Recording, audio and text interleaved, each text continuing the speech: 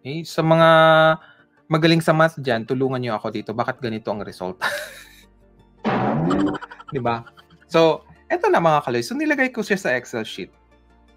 Okay? First one, yung Duterte na mga votes, hindi po yun purely DDS. Okay? Hati po yun sila. Loyalista and DDS. Meron sigurong ilan-ilan na mga dilawan, pero yun na nga. Karamihan doon is loyalista at DDS. So kung makita nyo dito, makita nyo yung cursor mga kaloy. So yan, nakita nyo yung mouse ko, di ba? Ayan, gumagalaw. So, yung bumoto kay Cayetano, yun talaga ang purely na mga DDS. Okay? Kasi nga, kung hindi mo binoto si Bongbong Marcos, anti-BBM ka. Hindi ka loyalista. Diba? So, DDS ka. Kaya nga nandito ka sa Cayetano. So, yung mga bumoto kay Cayetano, yun yung mga DDS. So, ibig sabihin nun, kung itong vote ni Duterte, i-minus mo yung 5 million, okay? Yun yung mga loyalista. 10 million. 10.6 million ang mga loyalista. Nagets yung mga kalays? So, kung 10 million yung loyalista, tapos ang bumoto kay BBM ay 14 million, so ibig sabihin nun, yung ibang bumoto kay BBM, hindi binoto si Miriam. Ilan yun? 12.6 million. So 12.6 million ang hindi bumoto kay Miriam. Nagets niyo mga kalays? Numbers to Tapos kunin naman natin yung mga loyalist na hindi talaga bumoto kay Duterte. Okay? So 3.4 million po yun. Okay? Ano yung formula niyan? Okay? Bakit ko nakuha yan? Okay. So BBM, ito, i-minus mo dito, okay? 3 million ang hindi bumoto. Gets niyo mga kalays? Ito yung loyalista, i-minus mo yung bumoto kay Duterte. So, ibig sabihin nun, yung 3 million na hindi bumoto kay Duterte. Nagets niyo? Okay.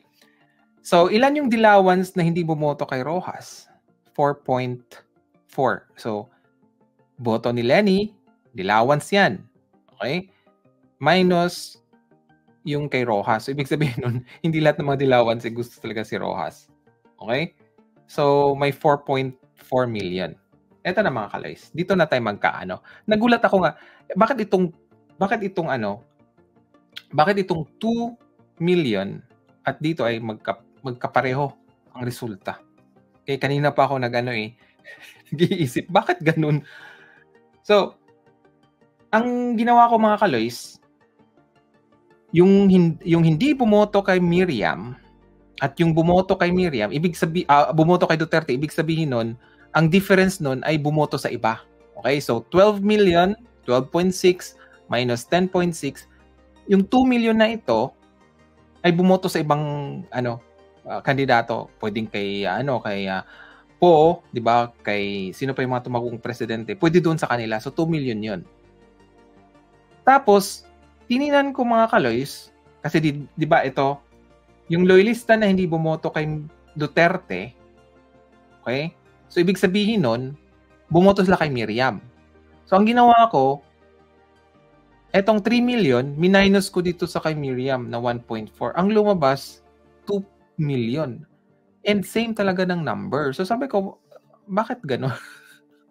Bakit gano'n ang resulta? Sinek ko talaga yung equation mga kaloy. So, ibig lang sabihin nun, 2 million talaga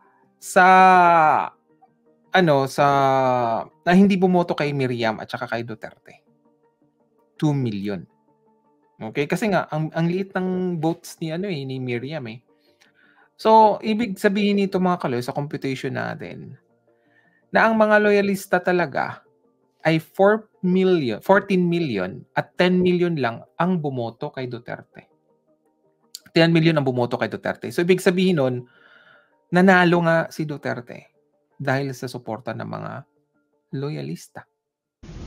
Thank you for watching our videos. Please don't forget to click the subscribe button and the bell notification icon so you will be notified of our latest videos. And please do like and share all our videos. Maraming salamat po. And for more information, you can visit our website at bagonglipunan.com. You can also follow us on Twitter and TikTok at bagonglipunan72. And just a note, our Facebook page has been censored by the Yellow Fact Checkers. That's why you can't see most of our posts on your news feeds. Let's make Philippines great again. Marcos pa rin.